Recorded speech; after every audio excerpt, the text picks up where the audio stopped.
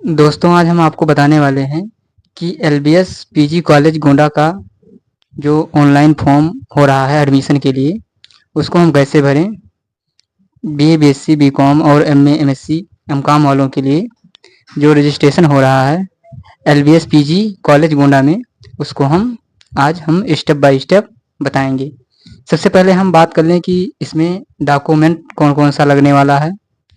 तो सबसे पहले, अगर आप बीए, बीएससी, बीकॉम में एडमिशन कराना चाहते हैं एलबीएस पीजी कॉलेज गोंडा में, सबसे पहले आपको माँ पाटेश्वरी यूनिवर्सिटी जो बलरामपुर में, जो अब की बार उससे जुड़ा है एलबीएस गोंडा, उसके बाद में पहले उसको एडमिशन उसमें आपको एडमिशन कराना पड़ेगा। तो उसका मैंने वीडियो ऑलरेडी बना रखा है, अगर आप उसको पहले नहीं देखें तो उसको जाके देख लीजिए। तो सबसे पहले आप उसका ऑनलाइन करना पड़ेगा, तो उसके बाद में ये एलबीएस वाला जो रजिस्ट्रेशन होता है उसको आपको करना होगा। तो सबसे पहले हम बात कर लेते हैं कि अगर आपको एडमिशन करवाना है एलबीएस पीजी कॉलेज गोंडा में, तो आपको कौन कौन सा डॉक्यूमेंट लगेगा। तो सबसे पहले आपके पास आधार कार्ड होना तो ज़रूरी है, high school marksheet, 12th marksheet, उसके बाद में एक फ़ोटो सिग्नेचर। अगर आप एससी, एसटी और ओबीसी से हैं तो आपको कास्ट सर्टिफिकेट लगाना पड़ेगा। उसके बाद में अगर आप पीजी का एडमिशन करवा रहे हैं, जैसे एमए, एमएससी, एमकॉम, जितने भी पोस्ट ग्रेजुएट जो कोर्सेस हैं, उनके लिए आपको हाई स्कूल और 12th का marksheet, photo signature, Aadhaar card, email ID, mobile number. उसके बाद में बीए और बीएससी, बीकॉम जो भी आप अंडर ग्रेजुएट किए हैं जिस भी सब्जेक्ट से, उसका मार्कशीट आपका होना ज़रूरी है। तो आज हम स्टेप बाय स्टेप बताएंगे कि आप घर बैठे ऑनलाइन कैसे करें, एलबीएस में घर बैठे ऑनलाइन कैसे करें। तो चलिए हम आपको बताते हैं। तो सबसे पहले हम गूगल पर सर्च करेंगे एलबीएस गोंडा। एलबीएस गोंडा को सर्च करने के बाद जो सबसे पहले साइट आएगी उस पर हम क्लिक कर देंगे, और क्लिक करने के बाद हम स्क्रॉल डाउन करके नीचे आएंगे, और स्क्रॉल डाउन करके नीचे आने के बाद हम अप्लाई ऑनलाइन पर क्लिक करेंगे और कंटिन्यू पर क्लिक कर देंगे। तो पहला स्टेप आएगा, उस पर आपको प्रोसीड एंड पे एप्लीकेशन फीस, इस पर क्लिक करने के बाद आपको रिडायरेक्ट कर देगा एडमिशन पर। सबसे पहले आपको कोर्स का नाम करना है, आप बीए, बीएससी, बीकॉम क्या करना चाहते हैं उसको क्लिक कीजिए। उसके बाद में क्लास का नाम, उसके बाद में कैंडिडेट का नाम आपको दिखाई दे रहा है, अभ्यर्थी का नाम आपको डाल देना है। अभ्यर्थी का नाम डालने के बाद आपको साइड में फादर्स नेम दिखा रहा होगा, उसमें आप अपने पिताजी का नाम डाल देना है, और अपने पिताजी का नाम डालने के बाद अपनी ईमेल आईडी जो है, जो पर्सनल ईमेल आईडी हो, उसको डाल देना है। और ईमेल आईडी डालने के बाद अपना पर्सनल मोबाइल नंबर है उसको डाल देना है। तो चलिए हम डाल देते हैं।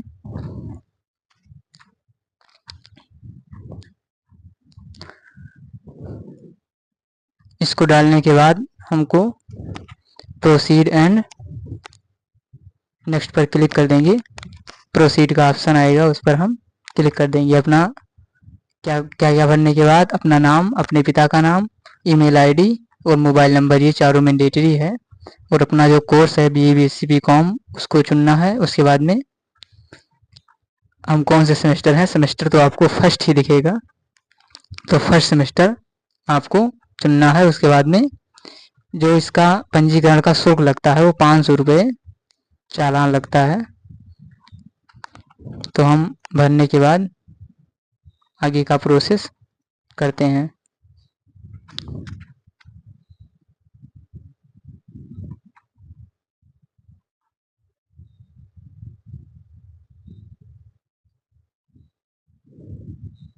उसके बाद में अपना जेंडर चुनेंगे। जेंडर चुनने के बाद हम नीचे प्रोसीड पर क्लिक कर देंगे।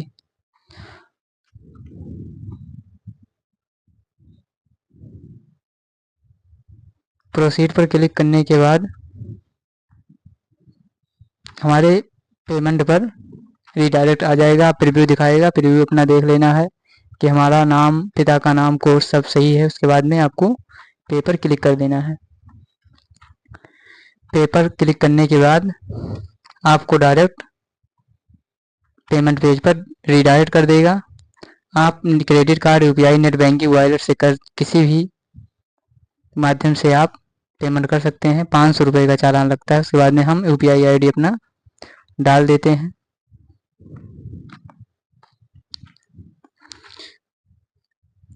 अपना यूपीआई आईडी डालने के बाद आपको प्रोसीड एंड पे पर क्लिक कर देना है। हम सारी चीज़ें आपको नहीं दिखा सकते, ये यूट्यूब का गाइडलाइंस है कि आप किसी का पर्सनल डाटा जो है वो आप नहीं शेयर कर सकते हैं, इसलिए हमें हाइड करना पड़ रहा है। तो आपको जिस तरह आपको बता रहे हैं उसी तरह आप करते जाइएगा। तो आप ईमेल आईडी डालने के बाद आपको प्रोसीड एंड नेक्स्ट पर क्लिक कर देना है।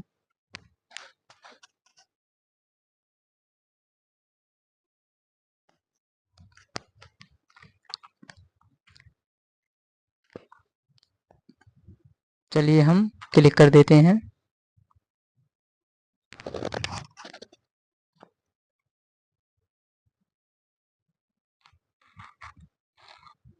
क्लिक करने के बाद आपको पेमेंट पर आपके जो गूगल आईडी जो आपने यूपीआई आईडी डाली होगी उसी पर आपको नोटिफिकेशन गया होगा। आप उस नोटिफिकेशन पर उस मैसेज को आप क्लिक करने के बाद आप पेमेंट कर दीजिए। 4-5 मिनट के अंदर पेमेंट हो जाना चाहिए। हमारा पेमेंट जो है सक्सेसफुल हो गया है और पेमेंट सक्सेसफुल होने के बाद आपको एक पेमेंट का रिसीप्ट प्राप्त हो जाएगा। उसमें आपको एक आईडी मिलेगी, उस आईडी को आप प्रिंट कर लेना है या आप पीडीएफ बनाकर रख लीजिए। आगे लॉगिन करने में अगले स्टेप में आपका मदद करेगा।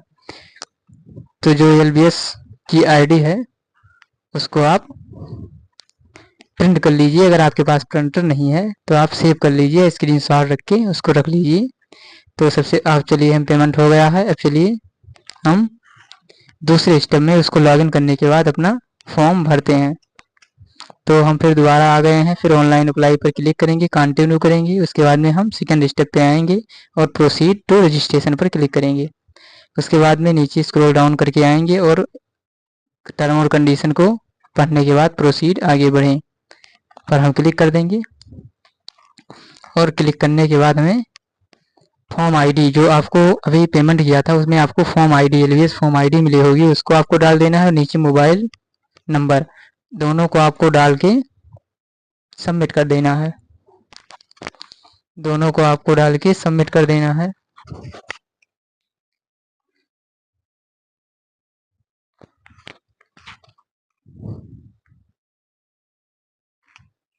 तो हम डाल के सबमिट कर दे रहे हैं।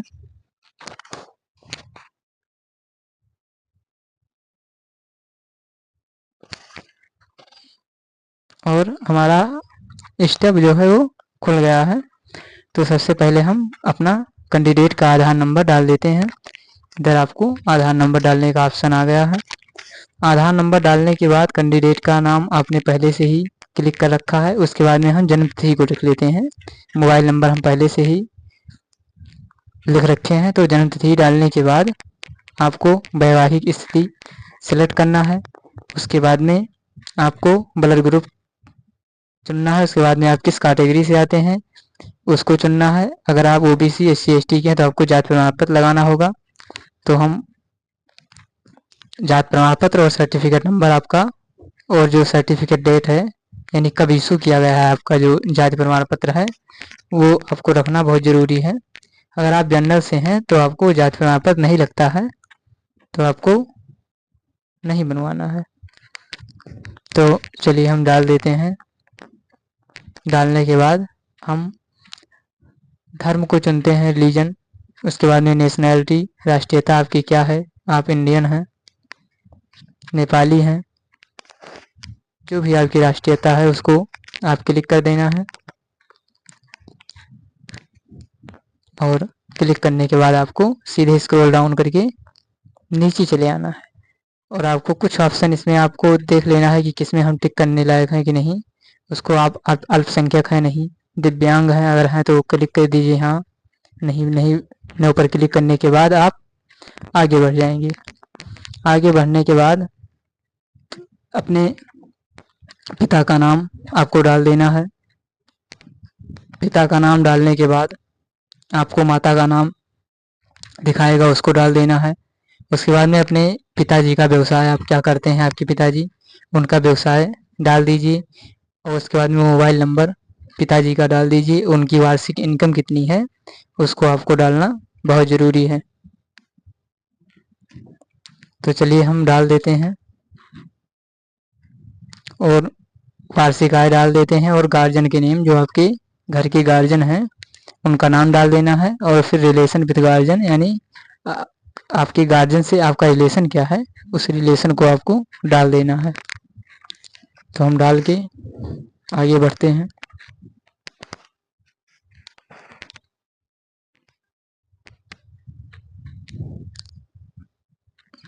उसके बाद में संबंध को भरने के बाद आपको अस्थाई पता अपना डालना है। एड्रेस में अस्थाई पता, उसके बाद में पिन कोड नंबर, आपका तहसील क्या है, आपका निकटतम जो डाकघर है उसको और अपने ज़िला को इसमें भर देना है। और भरने के बाद आपको स्क्रॉल डाउन करके नीचे आना है। तो हम पहले भर लेते हैं, उसके बाद में फिर आगे का स्टेप कंप्लीट करते हैं।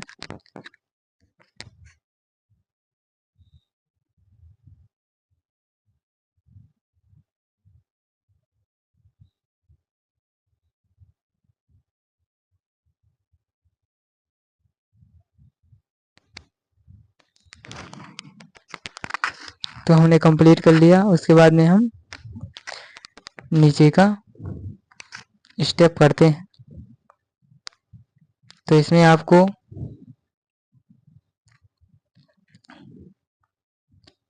ट्वेल्थ का, अगर आप अंडर ग्रेजुएट का कर रहे हैं बीए बीएससी बीकॉम का, तो ट्वेल्थ की मार्कशीट आपको लगाना है। अगर आप पोस्ट ग्रेजुएट का कर रहे हैं तो आपको पी बीएससी का लगाना है। तो सबसे पहले हम लास्ट क्वालिफाइड एग्जाम यानी अंतिम उत्तीर्ण परीक्षा ट्वेल्थ को डाल दीजिए अगर आप बीए बीएससी में करवा रहे हैं। उसके बाद में पासिंग ईयर, आप किस ईयर में पास किए हैं, आपका पूर्णांक कितना है मैक्सिमम मार्क्स। उसके बाद में ऑब्टेन मार्क्स यानी आपने कितने अंक उसमें प्राप्त किए हैं। इतना डालने के बाद आपको नेक्स्ट पे क्लिक कर देना है, यानी प्रोसीड पर क्लिक कर देना है।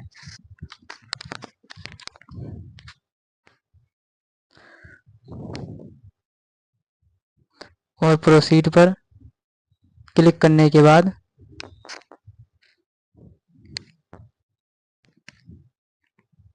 इसमें आपको हाई स्कूल का इसमें मार्क्स आपको डालना है। सबसे पहले आपको इंस्टीट्यूट का नाम डालना है। इंस्टीट्यूट का नाम डालने के बाद आपको रोल नंबर डाल देना है जो हाई स्कूल का है। रोल नंबर डालने के बाद आपको बोर्ड और यूनिवर्सिटी यानी आप किस बोर्ड से पढ़े हैं उसको कलेक्ट कर देना है और आप किस ईयर में पास किए हैं उसको आपको डाल देना है। सब्जेक्ट आपको जितना आप सब्जेक्ट है आपके पास हाई स्कूल में जितना भी सब्जेक्ट से आप पढ़े हैं उसको आप डाल दीजिए और डालने के बाद अपना नाम डाल दीजिए, नाम नहीं सॉरी, इसमें आप कितने पूर्णांक मैक्सिमम मार्क्स आप कितने में कितने पाए हैं परसेंटेज जो है वो अपने आप ले लेगा। तो हम डाल देते हैं।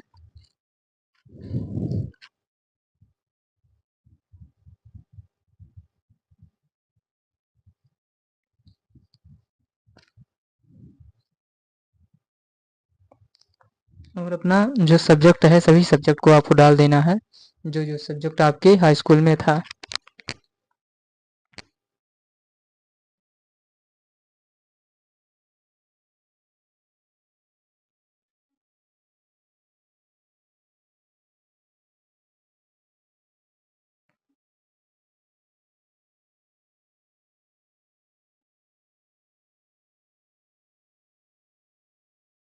परसेंटेज अपने आप ले लेगा। उसके बाद में हम ऐसे ही 12th वाले मार्कशीट को भी कर देंगे।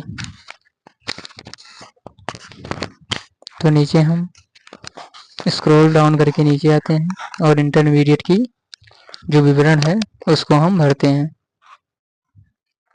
इसमें भी सबसे पहले आपको स्कूल का नाम लिखना है, उसके बाद में रोल नंबर, उसके बाद में किस बोर्ड से आप पढ़े हैं, किस ईयर में पास किए हैं, कौन कौन से स्ट्रीम से हैं, बायो, आर्ट, मैथ, उसको आपको डाल देना है। इसमें सब्जेक्ट नहीं डालना होता है 12th में। और आप कितने में कितने नंबर पाए हैं उसको आपको डाल देना है। डालने के बाद हमारा जो अगला स्टेप आएगा, सबसे पहले हम डाल देते हैं, उसके बाद में नेक्स्ट करते हैं।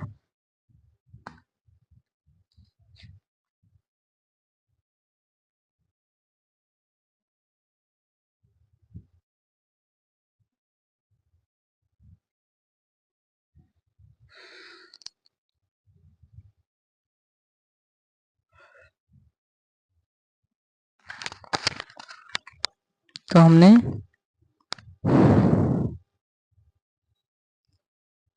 विवरण को भर दिया है 12th वाले, और हम आगे जाके कंटिन्यू पर क्लिक कर देंगे। उसके बाद में हमें passport size photo, signature, high school inter marksheet और जाति प्रमाण पत्र को अपलोड करने को बोल रहा है। तो चलिए हम अपलोड कर देते हैं। अपलोड करने के बाद आपको दिखाते हैं। तो हमने अपलोड कर दिया। उसके बाद में हम कंटिन्यू पर क्लिक करेंगे और हमारा जो फॉर्म का है प्रीव्यू आ जाएगा। प्रीव्यू को हम जांच करने के बाद हम सबमिट कर देंगे। सबमिट करने के बाद जो है आपका फाइनल प्रिंट आ जाएगा, और फाइनल प्रिंट आप कॉलेज में लेकर जमा कर दीजिए।